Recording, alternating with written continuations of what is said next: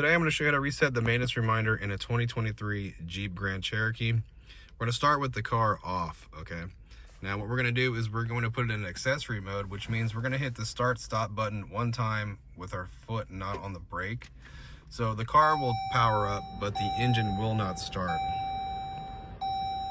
And then we're going to go over here on the steering wheel, right, where we have the directional pad and the OK, and we're going to hit over to the left and we're going to bring up our menus on the cluster here.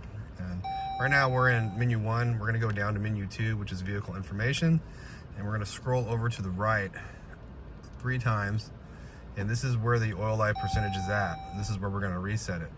Now mine's already at 100% because I already reset it, but to reset it, if yours is not at 100%, all you have to do is press and hold OK, and it will reset, okay? It will reset to 100%. If the car is running, it will not reset, and it'll give you a message saying that the car needs to be turned off to reset it, okay? Right there, all right? So if the video was helpful, do me a favor and hit like and subscribe. I'd really appreciate it. You guys take care, be safe, and have a great weekend.